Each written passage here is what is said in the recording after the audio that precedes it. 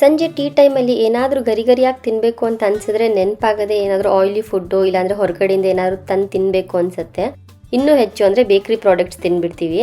ಇದೆಲ್ಲ ಬೇಡ ಅಂತ ಅನ್ನೋರು ಈ ರೀತಿಯಾಗಿ ಸೀಡ್ಸ್ ಕ್ರ್ಯಾಕರ್ಸ್ ಮಾಡ್ಕೊಳ್ಳಿ. ಬರೀ ಒಂದು 15-20 ನಿಮಿಷದಲ್ಲಿ ಈ ಸೀಡ್ ಕ್ರ್ಯಾಕರ್ಸ್ ಮಾಡ್ಬೋದು. ಬನ್ನಿ ಕ್ವಿಕ್ಕಾಗಿ ಹೇಗೆ ಮಾಡೋದು ಅಂತ ನೋಡೋಣ.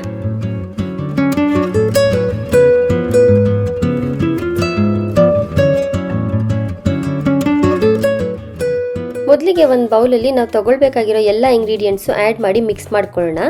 ಇದರಲ್ಲಿ ಫ್ಲ್ಯಾಕ್ಸ್ ಸೀಡ್ಸು, ಕುಂಬಳಕಾಯಿ ಸೀಡ್ಸು, ಸನ್ಫ್ಲವರ್ ಸೀಡ್ಸು ಮತ್ತು ಕರ್ಬೂಜ ಹಣ್ಣಿನ ಬೀಜ, ಸ್ವಲ್ಪ ಆಗುವಷ್ಟು ಎಳ್ಳು, ನಾವು ಏನೇ ಸೀಡ್ಸ್ ತೊಗೊಂಡಿದ್ದೀವಲ್ಲ ಅದೆಲ್ಲನೂ ಸೇಮ್ ರೇಷಿಯೋಲಿ ತಗೊಳ್ಳಿ.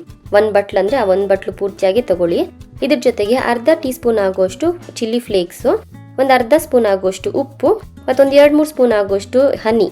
ಇದ್ರ ಜೊತೆಗೆ ಒಂದು 3-4 ಸ್ಪೂನ್ ಆಗುವಷ್ಟು ನೀರು, ಅಂದರೆ ನಾನು 1/4 ಕಪ್ ಅಷ್ಟು ಹಾಕ್ಕೊಂಡಿದ್ದೀನಿ.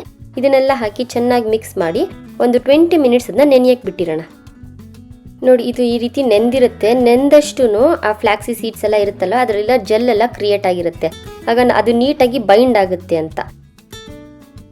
ಒಂದ್ಸತಿ ಅದನ್ನೆಲ್ಲ ಚೆನ್ನಾಗಿ ಮಿಕ್ಸ್ ಮಾಡಿಕೊಂಡು ಒಂದು ಬಟರ್ ಪೇಪರ್ ಮೇಲೆ ಸ್ವಲ್ಪ ಆಗೋಷ್ಟು ತುಪ್ಪ ಸವರಿ ಈ ರೀತಿ ಫ್ಲಾಟ್ ಆಗಿ ಅದನ್ನ ಸ್ಪ್ರೆಡ್ ಮಾಡ್ಕೊಳ್ಳೋಣ. ತುಂಬ ದಪ್ಪ ಇರೋದು ಬೇಡ, ಸ್ವಲ್ಪ ತೆಳ್ಳಗಿದ್ದಷ್ಟು ಚೆನ್ನಾಗಿ ಅದು ಬೇಕಾಗುತ್ತೆ ಅಂತ. ನಾನಿವತ್ತಿಲ್ಲಿ ಏರ್ ಫ್ರೈಯರಲ್ಲಿ ಮಾಡ್ತಾ ಇದ್ದೀನಿ. ಈ ರೀತಿ ಎಲ್ಲ ಸ್ಪ್ರೆಡ್ ಮಾಡ್ಕೊಂಡಿದ್ದಾದ್ಮೇಲೆ ಏರ್ ಫ್ರೈಯರಲ್ಲಿ 160 ಡಿಗ್ರಿ ಸೆಲ್ಸಿಯಸ್ಸಲ್ಲಿ ಅದನ್ನ 15 ಮಿನಿಟ್ಸ್ ಇಟ್ಕೊಂಡಿದ್ದೀನಿ. ಇದಾದ್ಮೇಲೆ ಮತ್ತೆ ನಾನು 5 ಮಿನಿಟ್ಸ್ ಇಟ್ಕೊಂಡಿದ್ದೆ. ಟೋಟಲ್ 20 ಮಿನಿಟ್ಸ್ ಆಗಿದೆ ಇದು. ನೋಡಿ, 20 ಮಿನಿಟ್ಸ್ ಆದಮೇಲೆ ಅದು ನೀಟಾಗಿ ಮೇಲ್ಗಡೆ ಎಲ್ಲ ಎಷ್ಟು ಚೆನ್ನಾಗಿ ಕೆಂಪಿಗೆ ಲೈಟಾಗಿ ರೆಡ್ಡಿಶ್ ಕಲರಲ್ಲಿ ನೀಟಾಗಿ ರೋಸ್ಟ್ ಆಗಿರುತ್ತೆ.